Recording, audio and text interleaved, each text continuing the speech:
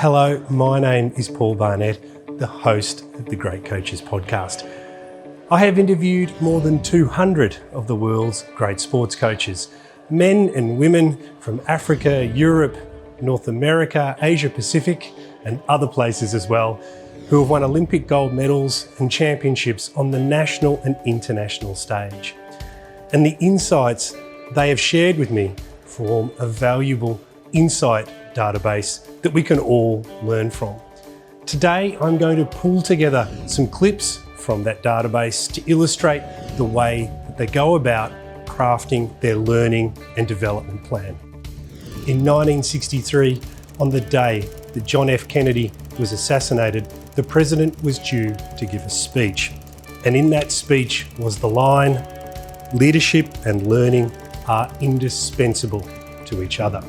In most of the interviews that we have on the Great Coaches podcast, I open with a question asking my guest about the great coaches they've experienced and what sets them apart. One theme that continually comes up in their answer is the ability of great coaches to learn faster than the change that is going on around them. And they often describe great coaches as lifelong learners. Here's a great example of this kind of answer from the basketball coach, Brenda Kirkpatrick-Brown. I think the great coaches are lifelong learners. You'll hear that a lot, but I think they're evaluating themselves constantly and pursuing their craft constantly. And our craft is pretty broad. I mean, in terms of coaching, you've got your technical piece, and in basketball, people say X's and O's. And then you've also got your delivery piece, how you're connecting to your athletes and individualizing that coaching to get the most out of them. And so I think you've got to know yourself, and also you've got to know your audience at any given time. Their thirst for learning is driven by two key things. The first of those is trying to find an advantage that can help them win. Here is the Australian rules football coach, Neil Craig, giving an example of this answer.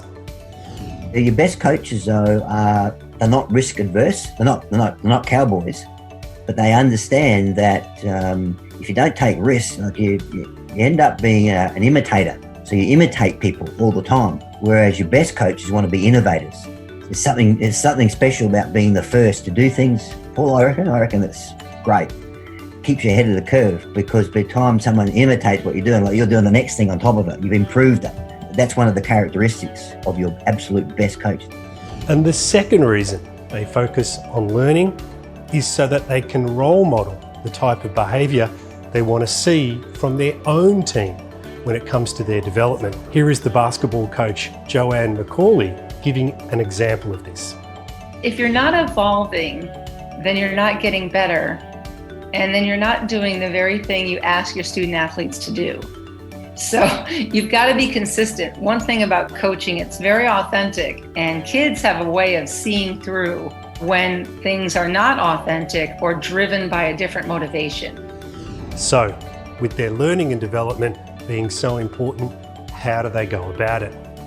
Well, here are 7 ways that great coaches go about learning that I hope you can take and apply to your own leadership development. Number 1 is your mindset. The first thing they do is to ensure that they have the right mindset. Here is the basketball coach from UCLA and the recent NCAA championship winner, Corey Close. This is a lifestyle choice to constantly be learning, to ask more questions, give less answers, to have a humility of what can I learn from the person to my right or to my left, really, despite any titles or anything else, to just make the lifestyle choice to be a consummate learner. And so that's really what I'm trying to do. And I want to model for our players. One of our 3 core values in our program here with UCLA women's basketball is a growth mindset. And what does that mean? It means everything that happens to me today is an opportunity to learn and grow. And I want every player to have, as they leave our program, to have a deep sense of what a privilege it is to look at life through the lens of growth and not through a fixed mindset lens. And if I want them to really adopt that, I've got to model it myself. I've got to show them my pride in being better today than I was yesterday. And when I fall short, owning that and saying, hey, you know what? I fell short here. I made a mistake here, but let's get back onto the growth path. Number 2 is curiosity.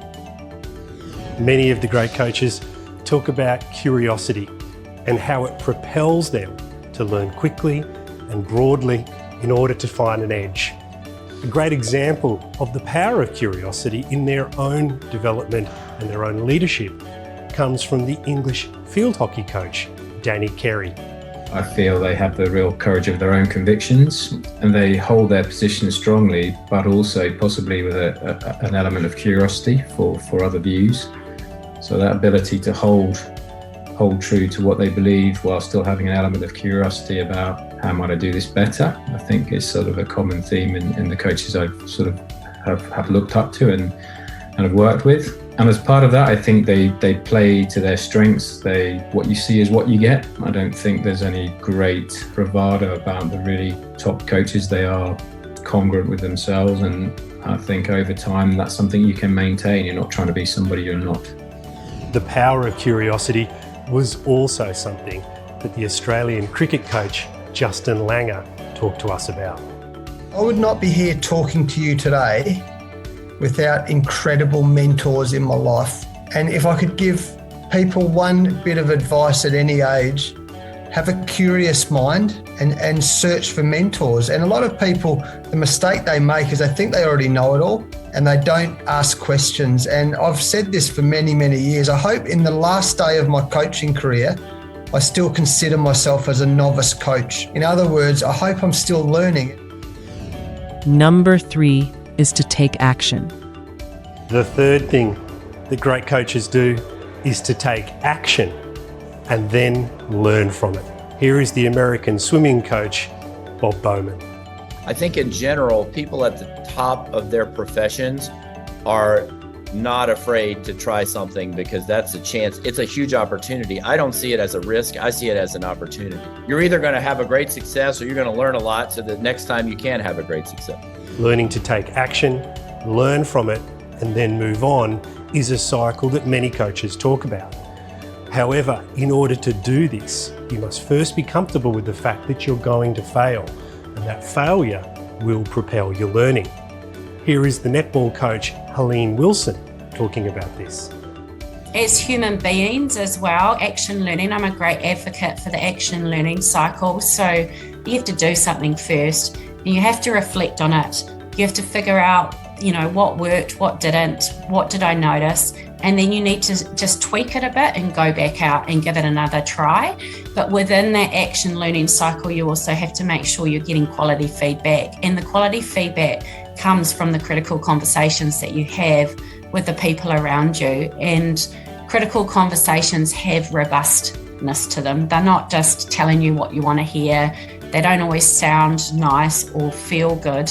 But if you have a mutual respect and trust in what you do, I think that active learning process is really critical. Number 4, they read and watch. The fourth thing that great coaches do is to read, attend seminars, engage with different types of media, because I think they've realised that the mere fact of exposing yourself to stimulus will create new ideas and spark new thoughts that you can then bring back to your own team. This kind of voracious ability to scan the environment and look for ideas is prevalent amongst many of the coaches. But to give an example, here is the basketball coach, Lynn Dunn. One of the things that's helped me is my thirst for knowledge. I'm a videoaholic. I love to watch video. I love to read coaching books. I love to read coaches. And so I'm constantly learning. I'm always learning. That old saying, when you're through learning, you're through. And so by the time I got to Purdue, I was ready to be involved in creating a championship caliber program, that could sustain a long time, forever. And to give a great example of how exposing yourself to a different environment can generate new ideas, here is the rugby union coach, Mike Cron.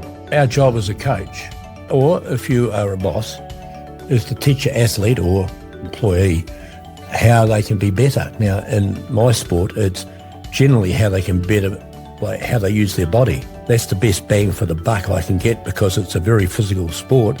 How can I get my athlete to learn how to use his body better than he has been able to? I always tell the rugby guys, I could bring in a 12-year-old gymnast girl and she could come through here and bounce and flip and land on her 2 feet, and she'll know where her body is at all times when she does her little sequence. Rugby guys got no idea, generally. They're just out there and off they go. They got no idea about staying balanced with movement like martial arts do, or a gymnast or a trampolinist. So, hence, you can get all this information from these other sports, and then you say, now, how can I convert that back into help my boys? I went into shot put. Tom Walsh, he's New Zealand champion. He's a world champ, and he used to use a slack line, walk on a tightrope before doing his training for balance and for getting equal power through both sides of his body. I thought, Christ, that's great. So I go and buy a slack line.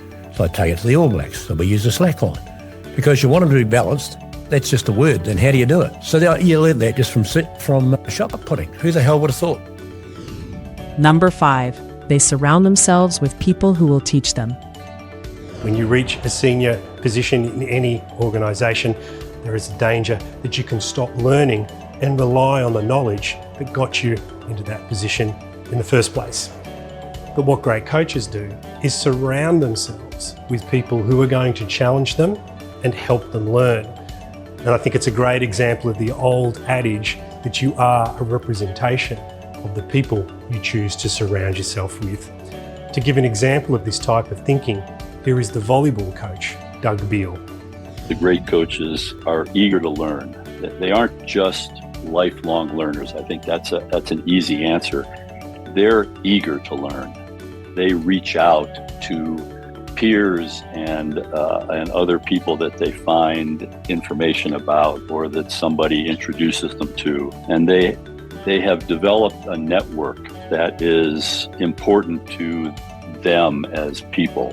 And it's much more than just how do these individuals help me be better solving a problem or relating to a group or knowing myself. It's how do they make me a better person? How do they make me more aware of my failings, my limitations, and my strengths? And I think they become a big part of that. I think great coaches have learned not to be intimidated by surrounding themselves with people who might have better ideas or better intellect than themselves. The diversity of the thought that surrounds them gives them ideas, energy, and perhaps fuel to go off and try different things. To give an example of this type of thinking, here is the softball coach, Sue Enquist. If I could share with our audience, that's one thing, if we could just balance that out a little bit, that idea of being around people not like us and people that traveled on a path not like ours isn't and shouldn't be intimidating. It should fill us with curiosity and openness. Number 6, they have development plans. The process of learning is often turbocharged through creating a learning and development plan. This is a document that is written, regularly reviewed, and captures the priority areas that you want to improve in. An example of this comes from Pokey Chapman, a WNBA coach in America. And here she talks about how they took a learning and development approach down into the team and found time every day to work on areas that were flagged for development.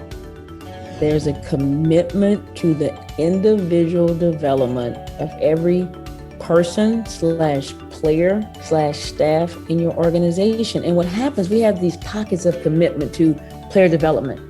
We have these pockets of commitment to sending a staff off to a seminar to get better. That needs to be second nature and in your DNA. That needs to be a formula for getting better, because we abandon them, then we come back to them when we need them. And I think, specifically about a basketball team, it's so simple. We committed just 20 minutes every day to the truly individual development of each player. And what that means is some player might need video. Some players might need conversation. Some players might need reps. And I think if you take the time and energy to figure out exactly what those people need and then extend that to everyone in the organization, you can't help but improve. You give yourself the best chance. So I think it's that commitment to that development of not just the people on the court, but the people around them. I think it's just a recipe for something really, really good. Number 7, they infuse joy into learning. The grind of high performance needs to be alleviated with joy. And when joy comes into the learning process, it turbocharges everything. A great example of the power of joy when it comes to learning comes from Valerie Condisfield. Miss Val, as she is effectively known, is a 6-time NCAA championship winner in the USA. I'm going to switch a little bit here and I'm going to name drop in a really big way, Paul. I had a wonderful one-on-one conversation for about an hour with Kobe Bryant. And the majority of the talk, actually he started by saying, he said, Miss Val, I don't know whether to thank you or to be mad at you because my daughters have Caitlin Ohashi's floor routine, like automatic replay in our house. And he says, we literally have watched it probably 1,000 times. And that switched to us discussing how important it is to infuse joy in the process of learning. And Kobe, we were just so on the same track that understanding that joy is not being happy. Joy is something internal that comes from you doing your absolute best at something. And he said to me, he says, Miss Val, joy for me was getting up every morning at 4:30 and putting in 2 extra workouts before the team ever showed up. He goes, I got so filled up with joy and pride that it really didn't even matter if we lost a game, our next game, that nobody can take that away from me. And he said, that's my pride in a job well done is what filled me with joy that I was able to bring to everything I did in life. And just to close off, here is an example of the type of thinking that predominates at the end of a great coach's career. It comes from the rugby coach, Damien McGrath, and I think it sums up what many of the people we have interviewed think about learning, development, and how it connects to their overall career. I'll give you, just before I answer that, the reason I said it is that I think the biggest disappointment of my coaching career is that it's now coming towards its end and I'm just starting to get to grips with how much I don't know, and it's always a voyage of exploration. So I think for any coach, you never get to that point where you think you know everything, and there's always something around the corner, a great article that piques your interest, something you see that just sparks some thought in your mind that wants to take you in a different direction. I hope you enjoyed this video on how great coaches go about learning and development, and you found a couple of ideas that you can bring back to your own teams for discussion, or importantly, fold into your own learning and development plan. I have 4 key questions that I challenged myself with at the end of putting this video together. And if they're useful, which I hope they are, I'll share them with you now. The first was, what is presently on my development plan and what needs to change with that? The second thing was, what is one of my best learning moments in the last 12 months? What can I take away from that and what can I replicate from that in the future? The next one was, what post-game, or in my instance, post-board meeting learning routines do we have and where do they need to improve?